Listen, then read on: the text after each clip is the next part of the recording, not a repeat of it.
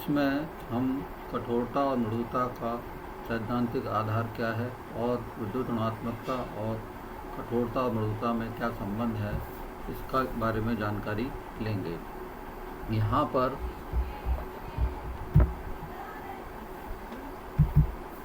कठोरता मृदुता का जो सैद्धांतिक आधार है वह है प्रायोगिक तथ्यों पर आधारित है।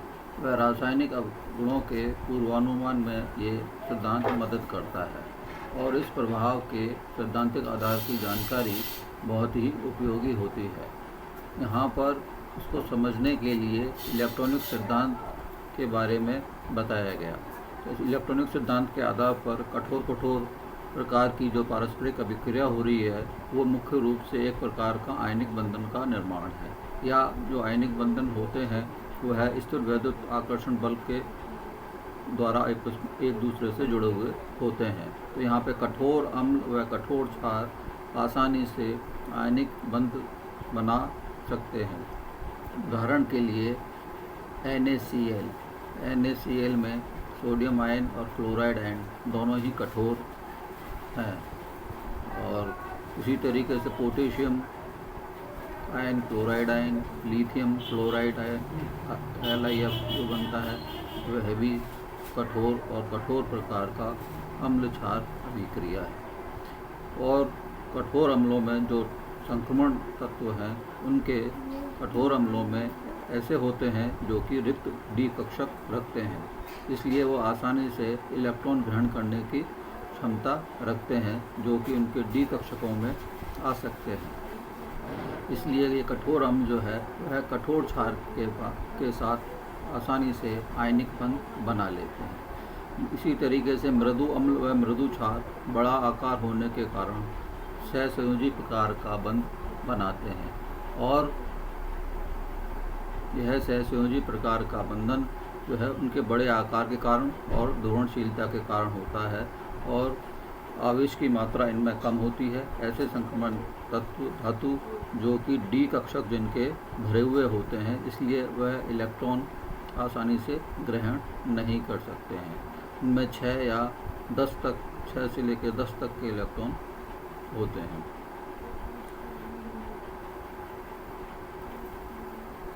मृदु क्षारों के आकार बड़ा होने के कारण इनकी ध्रुवणशीलता बहुत अधिक होती है, इसलिए ये पारस्परिक क्रिया करके मृदु जो है अभिक्रिया करते हैं, और पायस नियम भी इसी ध्रुवणशीलता पर आधारित है, जिसमें कि आयनिक लक्षण जो है वह सहसंयोजक प्रकार के लक्षणों में परिवर्तित हो जाते हैं। जितनी अधिक ध्रुवणशीलता होगी तो उसके कारण आयन जो है बजाय आयनिक लक्षण प्रदर्शित करने के सहसंयोजक प्रकार के बंधन के लक्षण प्रदर्शित करते हैं।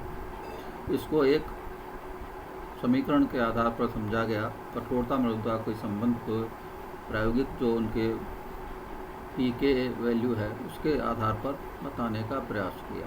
pK जो है -log K है और AX + BY + C है। जो इसमें X और Y हैं वह धातु आयन के पैरामीटर्स हैं, और स्मॉल a स्मॉल b जो हैं वह लिगेंड के पैरामीटर हैं। C जो है वो एक नियतांक है जो कि pK वैल्यू को मान को समायोजित करने के लिए है। इसी तरीके से पाई बंध सिद्धांत के बारे में बताया गया।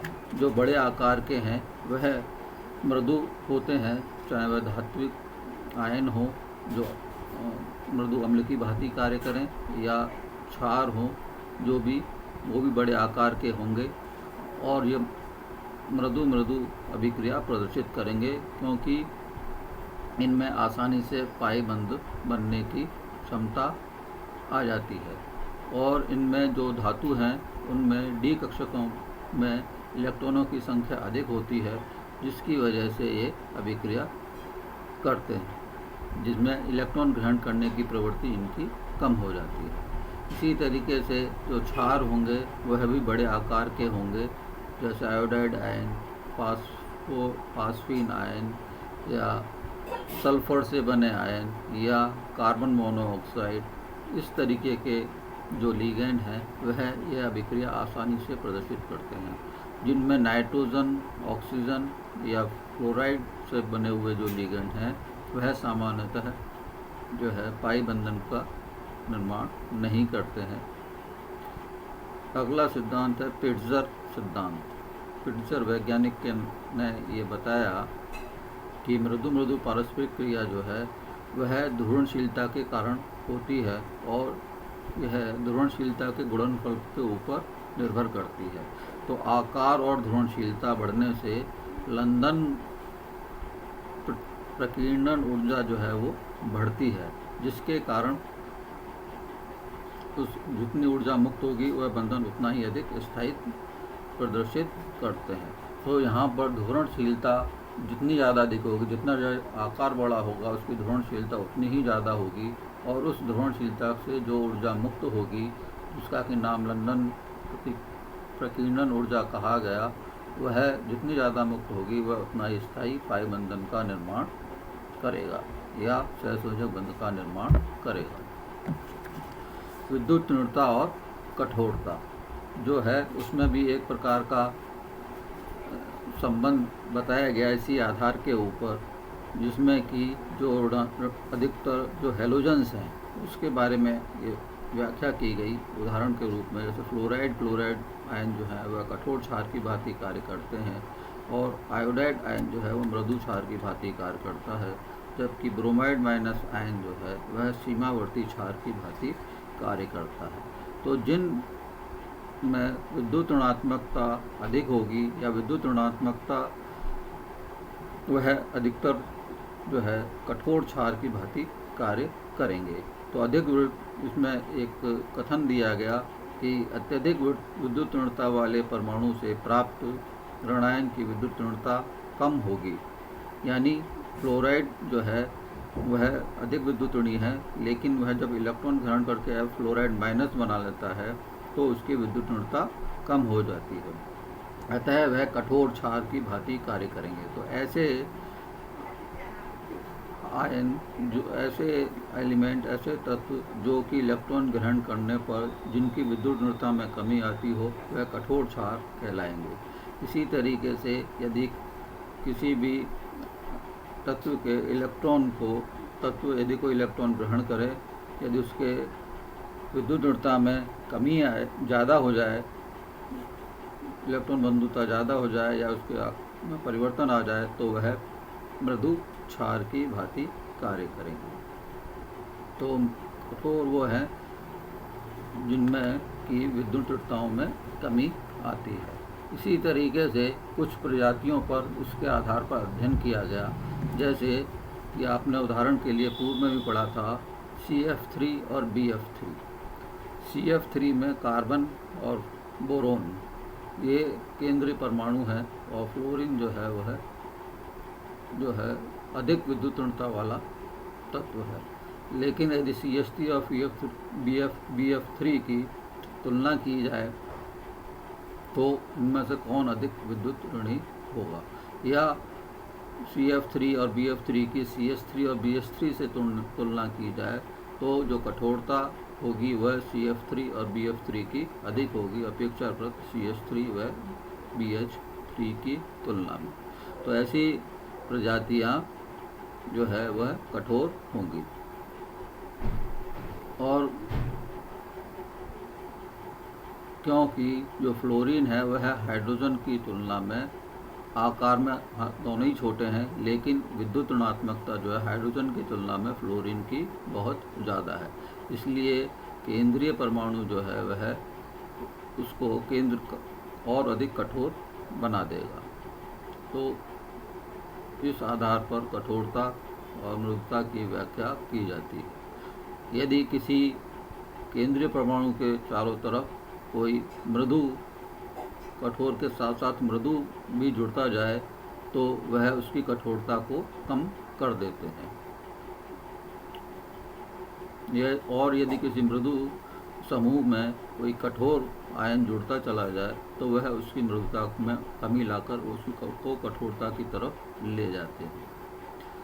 ऐसा इनके पारस्परिक विद्युत आकर्षण क्षमता व विद्युत ऋणात्मकता व ध्रुवणशीलता के कारण होता है।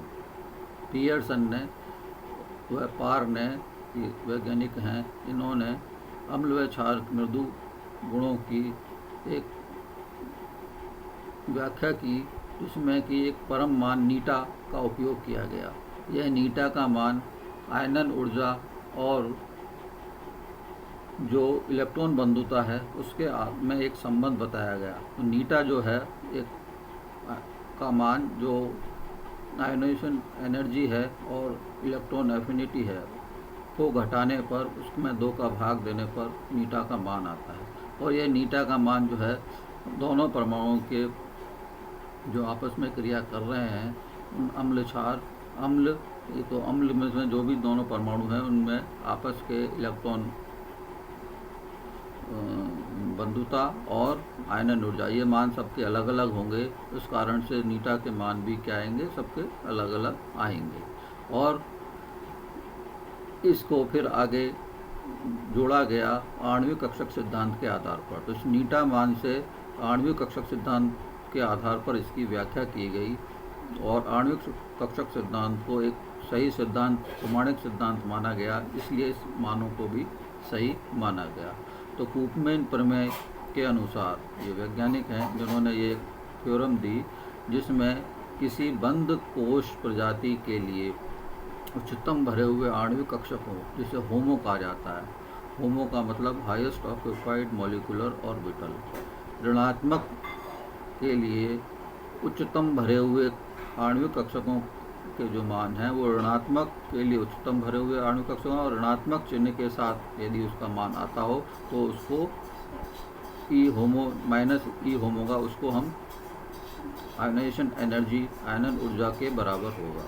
यानी किसी भी प्रजाति के उच्चतम भरे हुए जो उसके आणविक कक्षक है, होमो है, वो मान का यदि हम ऋणात्मक मान करें तो वह मान जो है आयनन ऊर्जा के बराबर होता है। इसी तरीके से जब किसी समूह के निम्नतम रिक्त आणविक कक्षक है, लूमो जिसे कहा जाता है, इसका मतलब है लोवेस्ट अनऑक्यूपाइड मॉलिक्यूलर ऑर्बिटल। तो लोवेस्ट अनऑक्यूपाइड मतलब जिसमें कि कोई भी इलेक्ट्रॉन नहीं हो। तो निम्नतम जो है आबंदी रिक्त कक्षक हैं जिनका की ऊर्जा न्यूनतम हो, ऐसे कक्षक जिनका यदि ऋणात्मक मान यानी माइनस ई एल लूमो जो है वो इलेक्ट्रॉन बंधुता, ये का मतलब है इलेक्ट्रॉन अफिनिटी, जिसे हिंदी में इलेक्ट्रॉन बंधुता कहते हैं, के बराबर होता है।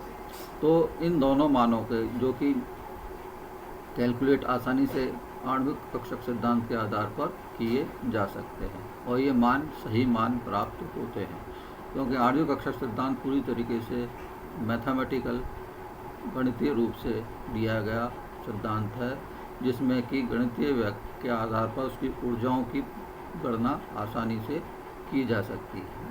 तो इन ऊर्जाओं के मान उन आणविक कक्षक सिद्धांत के आधार पर ज्ञात किए जा सकते हैं जो लगभग सही मान होते हैं उस तत्व के लिए। इस आधार पर इस जो सूत्र दिया गया इसको सही माना गया।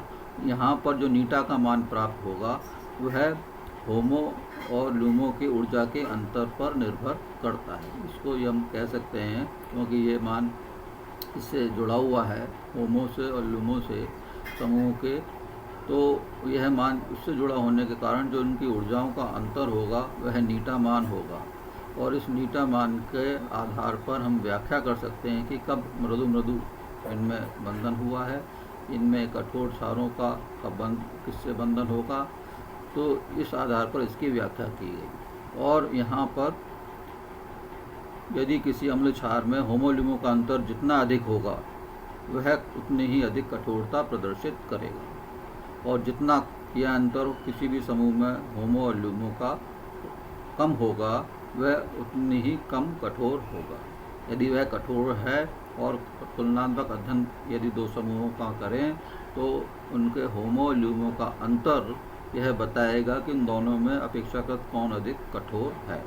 जिनका मान अधिक होगा, ऊर्जाओं का मान होमो माइनस लूमो का मान अधिक आएगा, इनकी ऊर्जाओं का अंतर अधिक आएगा वह उतना ही अधिक कठोर हो जाएगा। तो हम एक तुलनात्मक व्याख्या कठोरता में दो कठोर समूहों के बीच की भी तुलनात्मक व्याख्या कर सकते हैं कि कौन अधिक कठोर होगा। कठोर मृदु अम्ल व क्षार अम्ल होमोल्यूमो में निम्न संबंध को प्रदर्शित किया गया। इसको हम एक डायग्राम से भी समझेंगे, एक उदाहरण के द्वारा। कठोर क्षारों में होमो कम ऊर्जा के होते हैं, यानी जो कठोर क्षार होंगे जैसे फ्लोराइड आयन है तो वह कठोर क्षार की भांति कार्य करता है, फ्लोरीन, तो वह उसमें होमो जो है वो कम ऊर्जा के होंगे। होमो का मतलब हाईएस्ट ऑक्यूपाइड मॉलिक्यूलर ऑर्बिटल। और कठोर अम्लों में जो है जैसे सोडियम आयन है उनके ल्यूमो जो होगा वह उच्च ऊर्जा के होंगे, जिससे कि इनके जो अंतर होंगे वह होमो ल्यूमो के वो काफ़ी अधिक हो जाएंगे और इस कारण से ये कठोर और कठोर मिलके स्थायी बंधन का निर्माण करेंगे।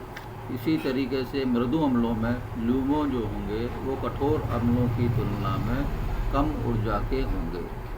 तो मृदु अम्लों में लूमो जो होंगे वो है कठोर अम्लों की तुलना में कम ऊर्जा के होते हैं, इसलिए इनकी ऊर्जाओं का अंतर और भी कम हो जाएगा। मृदु क्षारों की होमो जो होंगे वह मृदु अम्लों की ल्यूमो से भी कम ऊर्जा के होंगे। तो इन सिद्धांत के आधार पर हम एक उदाहरण के द्वारा समझेंगे, जैसे ब्रोमीन और अमोनिया दोनों। ब्रोमीन जो है वो सीमावर्ती क्षार है, अमोनिया जो है वह कठोर क्षार की भांति कार्य करता है। यहाँ पर ब्रोमीन और अमोनिया के होमो और लूमो के बारे में बताया गया है। तो यह होमो और लूमो जो है वह इस डायग्राम से समझेंगे इनके ऊर्जा आरेख के आधार पर। तो यह जो अंतर है होमो और लूमो का ब्रोमीन का देखें यह कम है, और अमोनिया का होमो और लूमो का अंतर जो है वो बहुत ज़्यादा है। जो इसके कारण से हम ये कह सकते हैं कि जो ब्रोमीन है वह कम है मृदु, या कह सकते हैं कम कठोर है, और अमोनिया जो है वह अधिक कठोर क्षार के रूप में कार्य करता है। तो जितना ज़्यादा अंतर होगा, जैसे हमने पहले पढ़ा था, जितना ज़्यादा होमो ल्यूमो में अंतर होगा उतना ही वह कठोरता प्रदर्शित करेगा। तो यहाँ पर अमोनिया के होमो और लूमो में काफ़ी अधिक अंतर है ब्रोमीन के तुलना में, इसलिए यह अधिक कठोर क्षार की भांति कार्य करते हैं।